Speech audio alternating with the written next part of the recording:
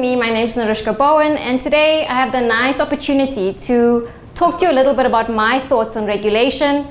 And I have an even better opportunity because I'm going to leave you with a lot of questions right before the panel, so you can save all those juicy regulatory and legal issues for all the smart people that are coming up straight after me on the regulatory panel. So I can just share with you my thoughts. So I'd like to introduce my talks. I came across this picture, and it's like quite a confused looking picture. You can't really understand what's going on in there, and things are moving around, and now it looks a little bit crazy. And why I like this picture is, for me, it kind of emulates or describes the world we live in today. And what do I mean by that? I mean, you have people talking about this thing called we're in a state of disruption. We're living in the fourth industrial revolution. Things are moving at an exponential pace. We can't keep up with the rate of change, the rate of acceleration. And so we have all of these things we're trying to, chasing our own tails, trying to be innovative, trying to, keep up with our neighbors when it comes to tech and innovation. But how do we do that in this fast-paced law? Then we have this other animal called law and regulation. Now, I don't know about you guys, but has anybody ever heard law or regulation being described as agile, innovative, disruptive, fast-moving? Nobody? But these two worlds have to coexist, right? And they are trying to coexist today. So I actually think we often give regulators a hard time. We say regulators don't know what they're doing. They should just leave us alone. Let us, the people who know what we're doing, do our things. But what is their job? They're there to try and create some kind of stability, some kind of protection for the uneducated, perhaps man on the street who doesn't understand, every piece of technology. And they actually have a really hard job, especially if you take into account all these new technologies that are coming at us every single day. So I actually kind of feel a little bit sorry for them, and think, better them than me. But but I still think there's certain things they should be doing, and they can't just say it's too hard. Because something is too hard doesn't mean you shouldn't be doing it. That's not a good enough excuse. So again, just to set a bit of context, you all know about the World Economic Forum, and what do they say about this world we live in? Well, they say the speed of current breakthroughs has no historical precedent. When compared with previous industrial revolutions, the fourth is evolving at an exponential rather than a linear pace. Moreover, it is disrupting almost every industry in every country. So we're not saying this is a fintech issue, or it's a medical issue, or a law issue. It's kind of across the board and also across the world. And I liked a few talks earlier. We saw quite a few of these exponential graphs, and it's also something I want to touch on a little bit, just to kind of talk about the rate of acceleration. So just a quick, I keep always asking this question. I'm doing a bit of my own little statistical analysis on TVs. I've been asking this question for about a year now, but basically, who in the room is still watching traditional forms of TV? So non-streaming, your kind of subscription-based, satellite or whatever it is. Who's watching that as your primary source of TV? And who's watching internet-based, so streaming, Netflix, Showmax, whatever it is? Okay, so majority. So when I started asking this question about a year ago, it was always traditional was the majority, and there were few people who used streaming as a main source. Towards the end of last year, it became almost like a 50-50 type of result, and every one time I've asked this year, it's been majority streaming over traditional forms of TV. And if you look at this little picture, which was made a few years ago, they predicted 2018 to be the year where internet-based forms of TV will overtake traditional forms of TV as a main consumption. And I think we are kind of living proof that this is actually coming to life. And what does this mean? Why did I use TV as an example? Well, it's been like this kind of iconic part of the family for decades. Kind of family lives that revolve around the TV. You watch news at 7 o'clock or whatever it is. And everybody kind of has this understanding of what a television is. And now we obviously have smart TVs which kind of look the same, but they are more just like big screen computers streaming into our lives rather than the traditional form. So it's just interesting to note that this is happening across the sectors. And what does this mean from a regulatory point of view? Well, here in South Africa, we have a law that regulates the film and publications and the TV that you watch. There's laws for that. And the one was obviously drafted like in the mid-90s. And in there's regulations that talk about things called a DVD and how you need to have this thing, a picture of a triangle with the age restriction on the back of a DVD. Now today we have to apply those same regulations to Netflix and Showmax because the law is there and the regulator says, well, this is the law, you have to comply, and that's about as far as they go. So we've seen it really across the world, across jurisdictions, across industries. You're finding these pieces of legislation being drafted way back when and be drafted very specifically for certain types of technologies and become immediately outdated because we are growing at a rapid pace. So just to look at it one more, this is quite a nice blog called Wait But Why. If you really want to go more into exponential growth and AI, and you can really go and take a deep dive in there, but I just want to show you a few graphs. We are humans. So when we want to predict the future, what do? We look to the past. What happened before us? And so if we look to the past, this is kind of the trajectory we're seeing. We're like, things are rolling along quite slowly. We have a lot of time to learn and grow and figure things out. But what does exponential adoption mean? It means we don't have that time because you just blink and then it's everywhere. So the rate of adoption is increasing at this thing called an exponential rate. If we use the past as a way to predict the future, we're going to be way off. Even if we use today's rate of change to predict the future, we're still going to be way off because the rate of change is increasing on a daily basis. So actually predicting the future is a crazy, crazy thing to do because there's so many potential options that could be the future, but we have to at least try and cater for it. So what does this mean? I mean, you've probably seen this type of statistic before, but how long does it take technologies to come to 50 million users? In the past, it took decades for things to reach mass adoption. Even regulators had decades to figure things out. You can, watch a few people get hit by a car before you have insurance liability laws and wait for a few cases to be heard in the courts before you can actually establish legal precedents around particular issues. Do we actually have that type of time today? No, we don't. Twitter took 2 years to reach 50 million users. Now we have huge issues across social media, everything from your cyberbullying to child pornography. We have crazy issues there because these things just became widespread so quickly without us actually understanding what are all the consequences of this. And it's getting quicker. Pokemon Go, it was like a weekend where it hit 50 million individual users. That's a crazy, crazy, crazy time frame to be able to kind of comprehend. So talking about AI, I know there's the Elon Musk camp, and then there's obviously the Mark Zuckerberg camp when we talk about AI, but it's something is interesting to note.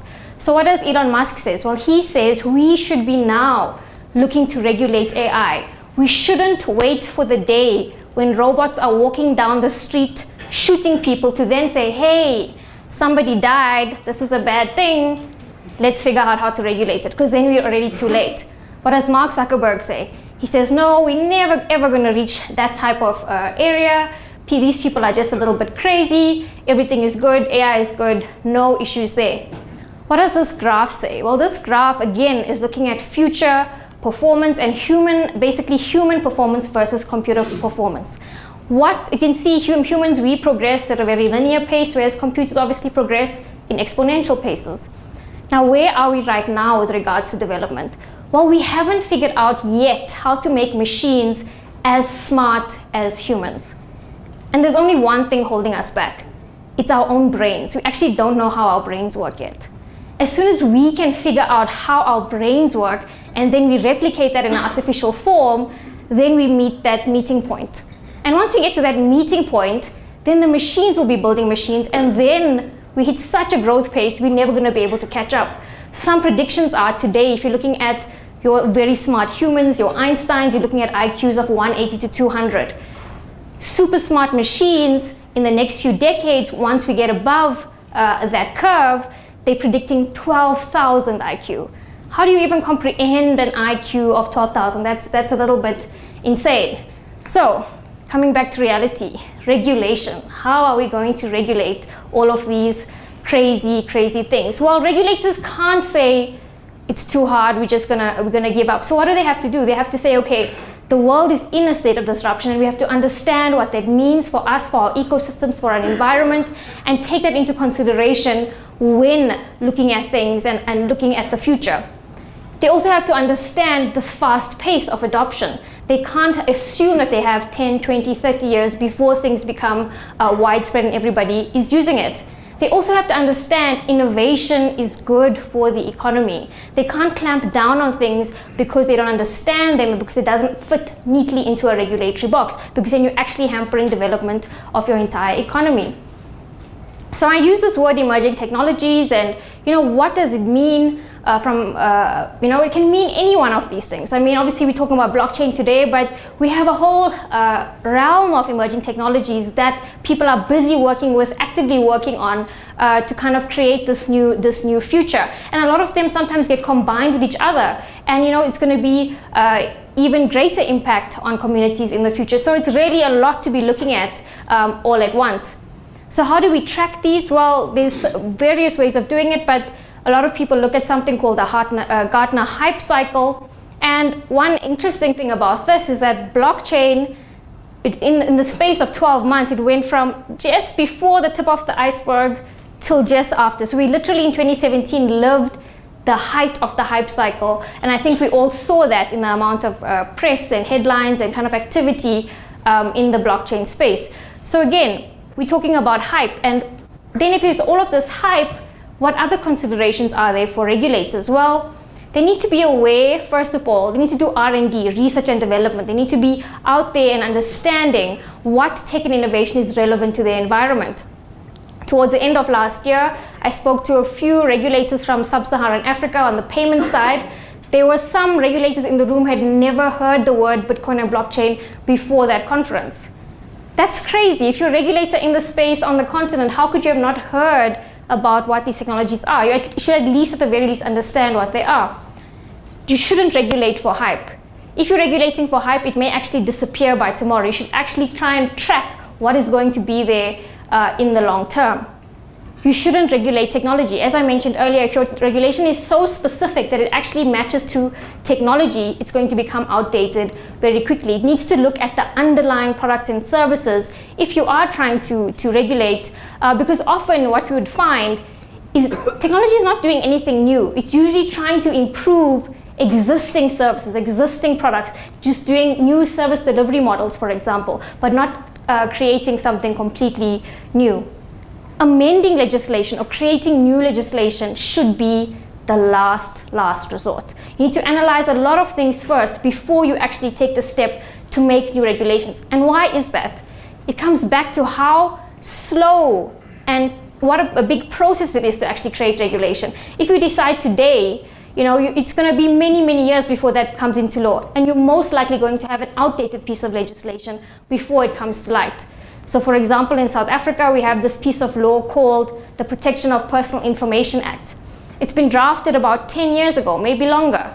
It was signed into law 5 years ago, 2013. It's still not into force today. The rest of the world has moved on to a new thing called the General Data Protection Regulation.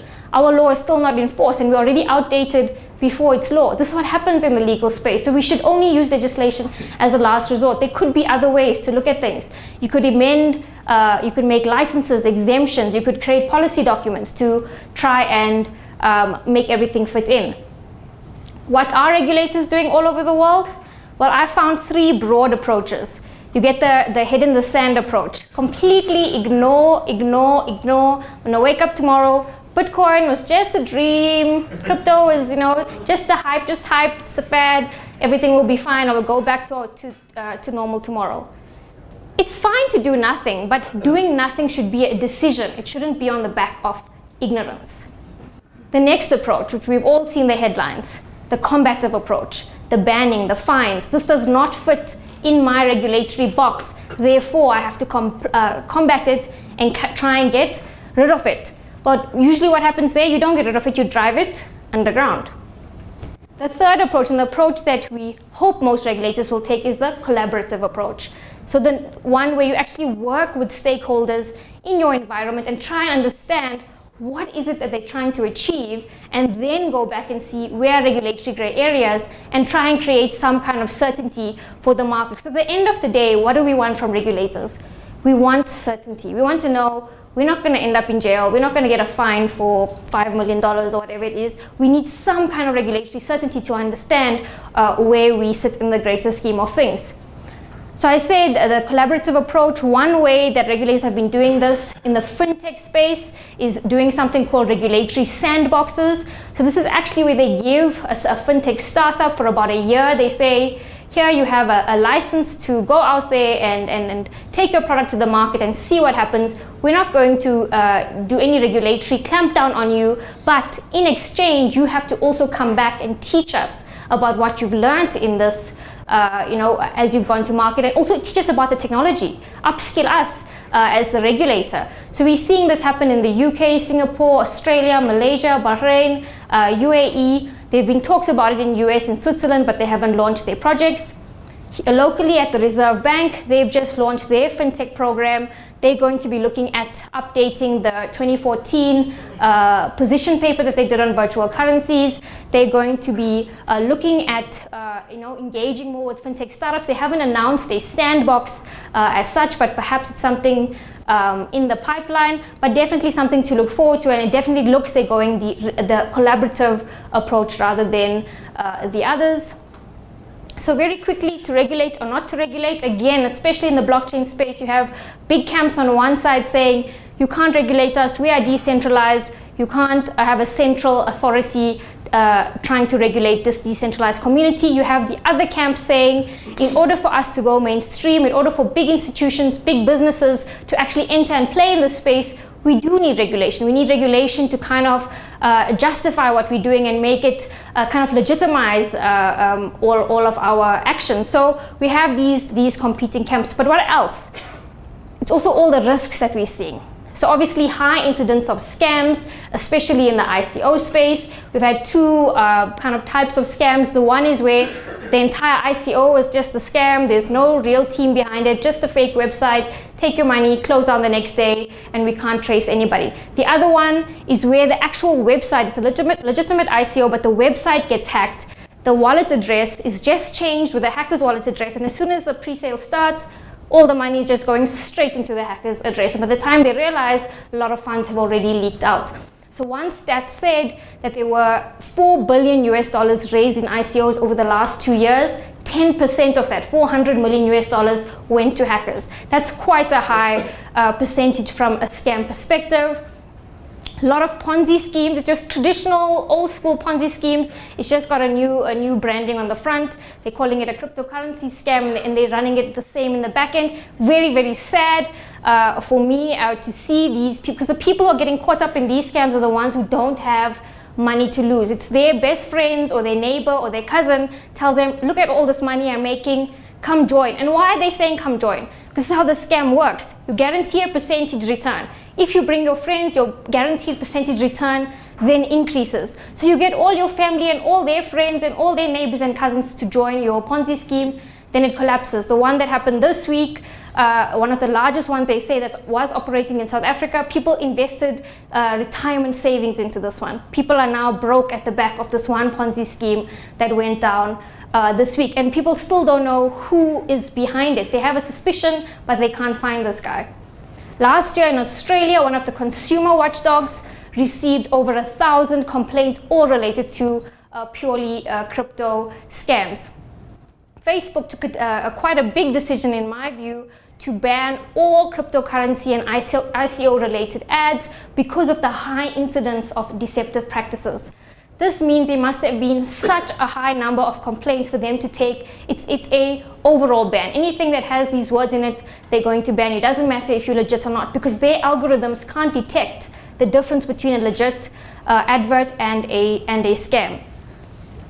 So what are people all over the world saying? Well, this is just something that came out of Davos. A Canadian minister said, we want to make sure we are not introducing any major risks into our economy, whether they be risks like money laundering or terrorist financing. There is this idea that regulators want to get in the way. But what we actually want is to foster innovative ways to raise capital while making sure we balance that with ways to protect investors. If you don't even know who to go to until something goes wrong, that is not good for our capital markets, and I don't think any investor wants to be in that situation. There are really no rights for investors. So a lot of regulations are coming off the back of trying to protect consumers and also to prevent things like anti-money laundering and terrorist financing, and that's where we're seeing most of the regulatory action. We see these headlines all the time, and you also see whether it's fake or not, you'll find the cryptocurrency prices being affected by any regulatory announcement by some of the big countries. This week we already saw on the back of the US making some announcements to go after a few platforms or exchanges who weren't licensed with the SEC.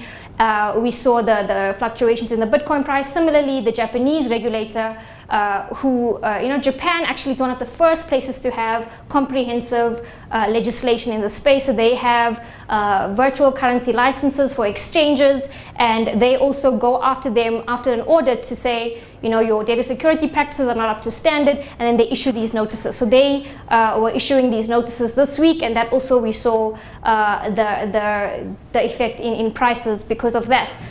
Why was Japan the first to kind of regulate? Well, because of the hacks of the exchanges. Some of the largest activity came out of Japan all the way back in 2014 with the Mt. Gox hack. At the time, that exchange was doing 90% of volumes of transactions on the Bitcoin network when it got hacked, and it obviously went liquidated after that. And there's a whole lot of other legal issues and insolvency issues and cases still carrying on till today. It's not resolved from 2014. In January, CoinCheck, again in Japan, also got hacked. About $520 million worth of NEM was stolen. In both cases, it came down, they said, to data security issues, where they said things should have been stored offline in a cold wallet storage, whereas these were being stored in hot wallets. And one of often the license requirements for exchanges is around data security best practices and how to store coins.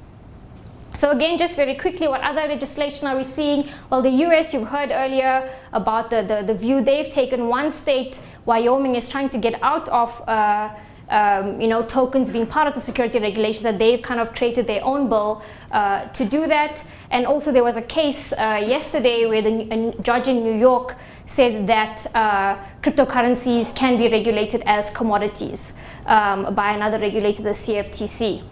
Again, we're having a lot of regulatory action from places like Singapore. We have Switzerland, who's released comprehensive regulations. Mexico's just signed a bill this week. Also, Gibraltar's got a comprehensive one. Belarus as well. It's now popping up almost on a weekly basis, new laws all over the world. And what everybody's biggest question is always around tax. We're seeing some making stands. Some are saying it's crypto is property. Some are saying we won't tax crypto. Come to our country, like Spain. So everybody's actually taking different stances. Locally, SARS has not made any official guidance or note as to what their position is. On a global level, the International Monetary Fund says there is a need for global coordination for Bitcoin regulation, and that is what they're trying to look at. But also what we're seeing is a lot of self-regulatory bodies. Even in Japan, a lot of self-regulatory bodies even popping up on an international level, and this seems to be the way most people are more comfortable with, is to join self-regulatory bodies. Yesterday again, the governor of the Bank of England, Mark Carney, he says, the time has come to hold the crypto asset ecosystem to the same standards as the rest of the financial system. Being part of the financial system brings enormous privileges, but with them, great responsibilities. A better path would be to regulate elements of the crypto asset ecosystem to combat illicit activities, promote market integrity, and protect the safety and soundness of the financial system. So he's saying, basically, why is crypto outside of the financial system? If they want to play in the space, they need to be regulated by everybody else. This is from Governor of the Bank of England. What kind of legal questions are we seeing in South Africa at the moment? A lot of activity. People want to know about setting up funds, how to launch ICOs. A lot of questions around tax, KYC, how to set up mining operations, smart contracts as well. People are looking into that and want to know the legal implications. And obviously cryptocurrency exchanges also growing. So that's but just a very big high-level overview of the regulatory scene, and I think it's going to be interesting now to hear the regulatory panel that's coming up next. As I said, I hope I've given you more questions to start asking them when they come up here. So thank you very much. Thank you very much, Nerushka.